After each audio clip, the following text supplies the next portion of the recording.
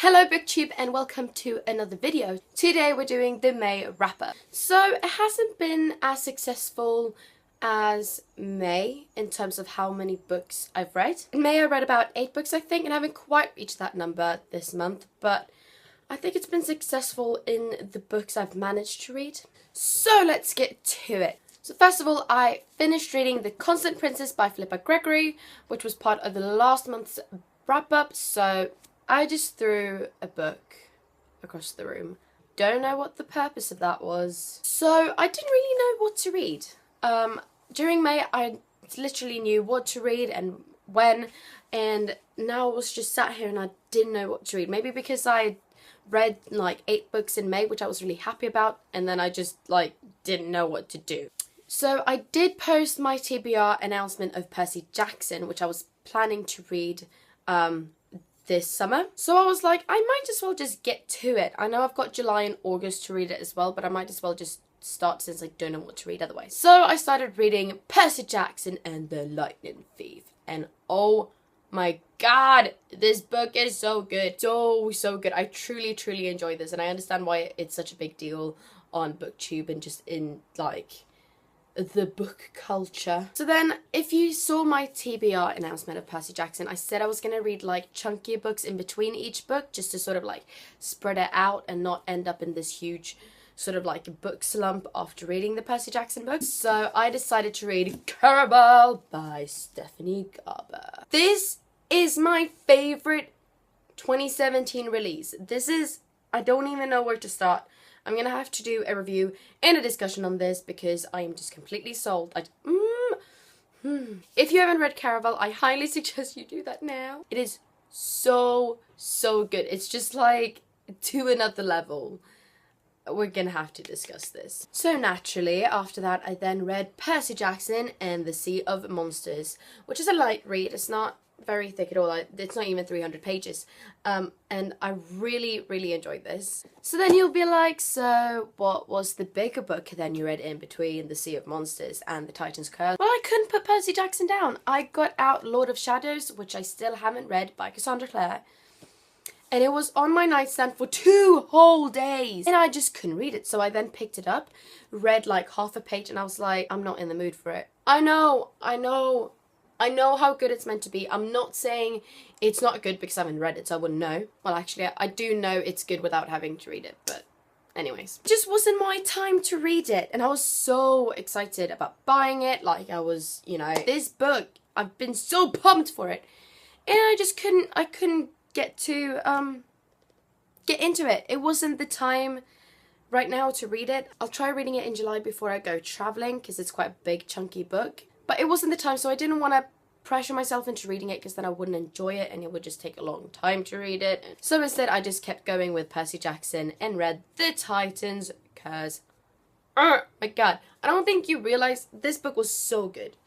So good. I'm not saying, well, no, I am saying it was better than the other 2. But I do miss Annabeth. Annabeth is I love Annabeth. And she wasn't in it, and I was like, this book was crazy funny. I love the different characters, but I was just mourning the lack of Annabeth. I needed her there. So obviously now I've started Percy Jackson and the Battle of the Labyrinth, but I've got 40% through, and it's the end of the month, so you gotta bear with me. I also read Select, which I got from NetGalley. It's an eGalley, which I really enjoyed. It's kind of like a mix between a sci-fi romance kind of thing. It's along the lines of Twilight, if you go by the style and genre, except there are no vampires. And it's the girl who's got sort of supernatural, paranormal powers, and the boy is just a normal mortal person. I quite enjoyed this. This was not what I quite expected. I expected it to be a little bit more sci-fi, but it's more of a romantic YA. I'll do a review on that later. I think it's due to publish in October.